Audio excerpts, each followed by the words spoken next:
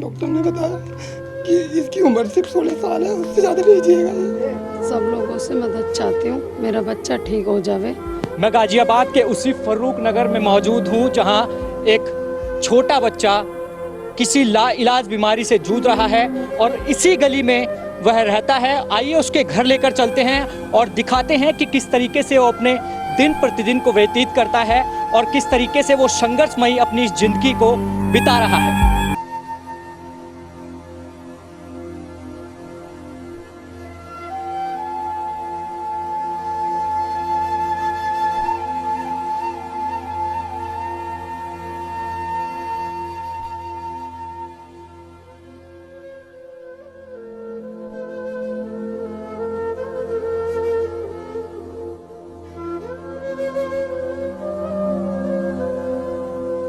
ये वही घर है जिसमें अंकुर नाम का 12 वर्षीय बच्चा रहता है जिसको एक लाइलाज बीमारी है। लगातार परिवार प्रशासन के नुमाइंदों के पास मदद की गुहार लगा रहा है। इनसे बातचीत कर लेते हैं कि आखिर किस तरीके से जो है संघर्ष इस परिवार के साथ लगातार हो रहा है। सबसे पहले तो मैं आपको दिखाना चाहूँगा कि ये वही 12 वर्षीय बच्चा है जिसको एक लाइलाज बीमारी है। लगातार जो है ये संघर्ष कर रहा है, परिवार मदद की गुहार लगा रहा है क्योंकि जो ये बीमारी है वो डॉक्टर्स ने पहले ही बताया है कि इस बीमारी को बाहर की एक वैक्सीन है जिसके लगाने से ये खत्म होगी, जिसकी कीमत करीबन 12 करोड़ रुपए बताई जा रही है। तो ऐसे परिवार है हमारे साथ और परिवार से बात कर लेते हैं एक बार कि किस तरीके से इस पूरी जो बीमारी का इलाज है, क्या कुछ डॉक्टर से बातचीत हुई है, किस तरह की मदद जो है प्रशासन और प्रशासन के नुमाइंदे दे रहे हैं इनसे। अंकुर के पिता हमारे साथ मौजूद हैं, इनसे बातचीत करेंगे कि किस तरीके से जो है ये पूरी बीमारी है। पहले अपना नाम बता दीजिए। मेरा नाम राम किशोर है और इस बेटे को 5 साल के जब ये 5 साल का था तो उस टाइम पे ये थोड़ा गिरना स्टार्ट किया था। तो जब भी मैं डॉक्टर के लेके गया प्राइवेट डॉक्टर के पास तो वहाँ पे मैंने दिखाया तो उन्होंने बोला कि जैसे जैसे बड़ा होता चला जाएगा फिर ऐसे ऐसे ये ठीक होता चला जाएगा। तो उन्होंने कुछ दवाइयाँ दी तो दवाई खिलाते रहे हम, तो जैसे जैसे बड़ा हो जाएगा, जैसे डॉक्टर ने बताया था कि ठीक हो जाएगा, लेकिन कुछ आराम नहीं हो रहा था इसको। फिर जैसे डॉक्टर ने बताया कि ये बड़ा हो जाएगा और ठीक हो जाएगा तो हमने फिर इसको ध्यान दिया कि भाई दवाई तो डॉक्टर ने बोल दिया है कि खिलाओ, ये दवाई खिलाओ। फिर उसके बाद डॉक्टर ने मना कर दिया दवाई मत खिलाइए कि धीरे धीरे जैसे बड़ा होगा ठीक हो जाएगा। तो इसको आराम नहीं हुआ था बल्कि प्रॉब्लम बढ़ती चली गई इसको। तो फिर इसके बाद में इसको जनरल हॉस्पिटल में 2017 में लेके गया तो वहाँ पे उन्होंने देखा, उन्होंने एक्सरे किया, दवाई दी तो उन्होंने बताया कि बच्चे को एक्सरे किया है, वैसे कोई प्रॉब्लम नहीं है हड्डी वगैरह में, लेकिन जो मेन बीमारी थी उनको नहीं पता लगा कि बीमारी क्या है। तो उन्होंने भी 3-4 महीने दवाई खिलाई, कैल्शियम वगैरह की दवाई दी, कुछ और मेडिसिन थी वो दी, तो आराम नहीं हुआ। तो काफ़ी परेशानी जैसे बढ़ती चली गई। तो फिर मैं जीटीबी हॉस्पिटल में मैं फिर गया, 2020 में मैं गया। फिर वहाँ पे मैंने दिखाया कि इसको बच्चे को ये प्रॉब्लम है। कोविड चल रहा था, कोविड में सब लोग घर बैठे हुए थे तो मैं इसको लेके गया तो उन्होंने वहाँ पे देखा, एक ऑर्थो वाले डॉक्टर को मैंने दिखाया, उन्होंने देखा कि हाँ बच्चे को ये प्रॉब्लम है, एक्सरसाइज कराई तो वो समझी उन्होंने प्रॉब्लम क्या है। तो उन्होंने अपना पूरा स्टाफ बुलाया, जो ऑर्थो का स्टाफ था, तो उन्होंने डॉक्टरों ने बात करके आपस में डिस्कस करके बताया कि इसको बच्चे को कुछ बड़ी प्रॉब्लम है और आप ऐसा करिए वहाँ पे जाइए, बच्चों का डिपार्टमेंट है वहाँ जाइए, वहाँ दिखाइए। तो मैं फिर नेक्स्ट डे वहाँ पे गया, वहाँ पे मैंने दिखाया तो वहाँ पे जो बच्चों की डॉक्टर थी उन्होंने देखा तो उन्होंने बताया कि इसको ये प्रॉब्लम है।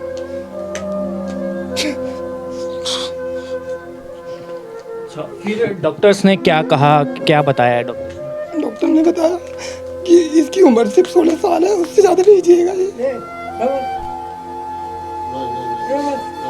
अच्छा, उसके बाद इलाज भी कुछ बातचीत बताई होगी कि कोई ट्रीटमेंट होगा यहाँ से, किस तरीके से होगा, क्या ऑप्शंस, क्या विकल्प बनाए? हाँ, ऑप्शन उन्होंने कुछ नहीं बताया था। उन्होंने बताया कि आप ऐसा कीजिए, उसमें चले जाइए चाचा नहर हॉस्पिटल में। तो मैं वहाँ गया तो उन्होंने पहले दिन ही मुझे देखा, बच्चे को देख के बताया कि आप कलावती हॉस्पिटल चले जाइए। तो फिर मैं वहाँ से कलावती हॉस्पिटल गया। वहाँ पे जैसे उन्होंने देखा तो उन्होंने मुझसे वही बात रिपीट की थी कि इसकी उम्र सिर्फ 16 साल रहेगी, उससे ज़्यादा नहीं जिएगा। लेकिन उन्होंने बताया कि इसका वैक्सीन लगेगी जो हमारे इंडिया में नहीं है। उसकी कॉस्ट लगभग स्टार्टिंग उन्होंने बताया था 15 से 16 लाख रुपए उन्होंने बताया था कि इसकी कॉस्ट है। तो यहाँ से मैं रोज़ाना मोटरसाइकिल से जाता था तो काफ़ी लंबा पड़ता था, क्योंकि वो कनाट प्लेस में यहाँ से लगभग 30 किलोमीटर की दूरी है। ट्रैफिक बहुत ज़्यादा होता था। बच्चा मोटरसाइकिल पे जाता था तो डर लगता था कहीं बीच में कुछ प्रॉब्लम ना हो जाए। तो लगभग वहाँ से 1-1.5 साल इलाज चला। फिर उसके बाद उन्होंने बोला कि एम्स चले जाइए। तो मैं एम्स में गया सुबह को। जैसे मैं सुबह एम्स में गया तो पूरे दिन वहाँ पे मैं भटका, वहाँ जाइए वहाँ जाइए वहाँ जाइए। तो इनका एक टेस्ट होना था जो कि डॉक्टर ने बताया कि बाहर से कराओगे कम 30 से 40 हज़ार रुपये का टेस्ट होगा। अगर एम्स में जाएंगे तो वहाँ पे आपको हो सकता है फ्री हो जाए। तो मैंने वहाँ पे गया, मैंने अपना पर्चा बनवाया। पर्चा बनवा के उनसे पूछा कि सर मुझे कब आना होगा। तो उन्होंने कहा अभी 3 महीने तक कोई अपॉइंटमेंट नहीं है, मतलब 3 महीने तक कुछ नहीं हो सकता, ना आपको डेट मिलेगी ना कुछ मिलेगी, कब इसका टेस्ट होगा और कब इसको देखेंगे। तो 3 महीने तक का गैप उन्होंने बताया। तो इस बीच क्या करता मैं, तो फिर मैंने एक LNJP में कुछ एक जानकार, उन्होंने बोला कि आप ऐसा करिए, मेरे एक जानकार हैं तो आप यहाँ जाइए ना LNJP में। तो मैं वहीं से फिर गाड़ी को घुमाया, सीधा LNJP में गया। सुबह को शाम को घर आके रास्ते में कोई रिलेटिव में वहाँ रुक गया, तो सुबह मैं सीधा LNJP गया। तो वहाँ पे डॉक्टर मिले थे। उन डॉक्टर ने देखा, तो देख के उन्होंने पूरा स्टडी किया कि इसको मूव करा के बैठा के सब तरीके से। तो उन्होंने पूरा लगभग 1-1.5 घंटे उन्होंने डॉक्टरों ने देखा और देख के उन्होंने बताया कि हाँ बच्चे को ये प्रॉब्लम है। तो फिर मैंने समझा चीज़ों को। उसके बाद फिर मैं एक पेपर होगा, उसके बाद फिर मैं उन्होंने बोला कि भाई अब ऐसे करिए, कल आइए। कल हमारी एक जेनेटिक हेड हैं डॉक्टर सीमा कपूर जो LNJP में बैठते हैं। तो उन्होंने एक बताया कि वे आएंगी हेड, उनको दिखाएंगे हम एक बार और फिर आपको हम फाइनल बताएंगे क्या करना होगा। तो मैंने उनको दिखाया तो उन्होंने देखा कि इस बच्चे को ये प्रॉब्लम है। उन्होंने समझा प्रॉब्लम ये है। तो उन्होंने बोला कि एक टेस्ट होगा, ब्लड टेस्ट होगा। लगभग उसकी कॉस्ट उन्होंने बताई थी, वहाँ तो 36,000 रुपये लगभग बताई थी। उन्होंने बताई थी कि हमारे जानकार हैं, हम उनसे बोल देंगे आपसे 25 से 26,000 रुपये में आपका टेस्ट हो जाएगा। लेकिन 2 तरह के टेस्ट होंगे। हम पहले एक टेस्ट कराएंगे जिसकी कॉस्ट 4 से 5,000 रुपये होगी और उसको आप करा लीजिए। उसके बाद अगर उसमें नहीं आता है तो फिर दूसरा टेस्ट होगा जिसकी कॉस्ट लगभग 20-22 हज़ार रुपये होगी। ठीक है मैम, करा लीजिए। तो उसी दौरान कोविड का टाइम था। तो इनका सैंपल लिया। वो उन्होंने बताया था कि हैदराबाद सैंपल जाएगा। तो लगभग 1 महीने बाद रिपोर्ट आई तो उसमें ये क्लियर हो गया था कि बच्चे को प्रॉब्लम है DMD की। DMD एक बीमारी है, तो ये प्रॉब्लम है। तो उन्होंने बताया कि ये बच्चे की बॉडी में जीन्स होते हैं, तो वो एक जीन्स ना स्किप हो गया है। ये या तो फैमिली से लगती है बीमारी या आपके घर में अभी से स्टार्ट हुई है, तो वो जीन्स नहीं है। उसका इलाज यही है। उन्होंने बताया था ओड इवन करके जीन्स होते हैं, तो वो एक नहीं है। ओड या इवन, मेरे ध्यान नहीं आ रहा उन्होंने क्या बताया था। ओड या इवन कोई एक जीन्स नहीं है। तो वो वैक्सीन अगर लग जाएगी तो वो मतलब डेवलप हो जाएगा वो जीन्स, तो बच्चा बिल्कुल ठीक हो जाएगा। उन्होंने उसकी कॉस्ट बताई थी लगभग 4 से 5 करोड़ रुपए, जो यहाँ पे इन्होंने बताई थी LNJP में, कि वो अगर इसको बच्चे को लग जाएगी तो बच्चा ठीक हो जाएगा। तो उसके बाद मैंने ट्राई किया। यहाँ पर गाज़ियाबाद का मैं रहने वाला हूँ, गाज़ियाबाद का निवासी हूँ। तो मैं हॉस्पिटल गया, गाज़ियाबाद का जो जिला हॉस्पिटल है उसमें गया। वहाँ पे मैंने बोला कि ऐसे ऐसे प्रॉब्लम है। तो उन्होंने बताया कि मैं देखेंगे, बताएंगे आपको। तो वहाँ पे किसी तरह कोई ऐसी सुनवाई नहीं हुई कि कुछ तसल्ली मिले, नहीं कुछ। उसके बाद आपने हेल्प किस किस से मांगी, किस किस के पास गए और क्या क्या रिस्पॉन्स आपको मिला? हाँ, उसके बाद मैंने CM help desk Uttar Pradesh में मैंने रिपोर्ट डाला, जिसमें इसकी रिपोर्ट है और एक एप्लीकेशन है जिसमें मैंने बताया है कि बच्चे को ये प्रॉब्लम है और हमारी आर्थिक स्थिति इतनी बेकार है, कोविड में मेरी जॉब चली गई, तो उसकी वजह से प्रॉब्लम आ गई। इसको बच्चे को जो मेडिसिन मिलती है वो सब बाहर से लेनी होती हैं, बहुत महंगी मेडिसिन है, वो इसके हॉस्पिटल में अवेलेबल नहीं है, तो वो सब बाहर से खरीदनी होती हैं। तो आर्थिक स्थिति ख़राब होने की वजह से वो हम नहीं खरीद पा रहे हैं। तो वहाँ से उन्होंने बोला कि रिप्लाई किया कि हमने आपकी ये नोट कर लिया है, हम आपको जल्दी रिप्लाई देंगे। तो अभी तक वहाँ से कोई रिप्लाई नहीं आया। प्रधानमंत्री PM ऑफिस मैंने इसके लिए मेल किया है और सोनू सूद जी को भी मैंने मेल किया है और बाय पोस्ट भी किया है, कोरियर भी किया है। अभी वहाँ से भी कोई रिस्पॉन्स नहीं आया है।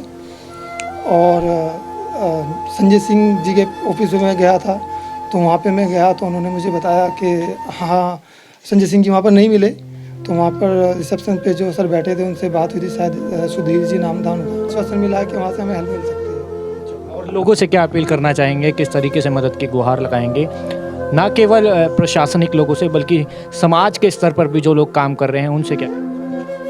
मैं समाज के सभी बुद्धिजीवियों से कहना चाहता हूँ कि देखो, ये बच्चा है तो इसको ये बीमारी हुई है, पेट से बीमारी हुई है, तो ये किसी को भी हो सकती है। तो टाइम टाइम पे जैसे हमसे बनता है हम भी किसी की मदद करते हैं, 100 से बने 500 से बने हमने भी की है। तो मैं सभी लोगों से ये अपील करना चाहता हूँ कि ज़्यादा से ज़्यादा लोग मेरी और मेरे बच्चे की मदद करें, जिससे बच्चा ठीक हो जाए। अच्छा अंकुर, कैसे सुबह स्कूल में जाती हैं आप? यस। जाते हो? कौन सी क्लास में पढ़ते हो? थर्ड।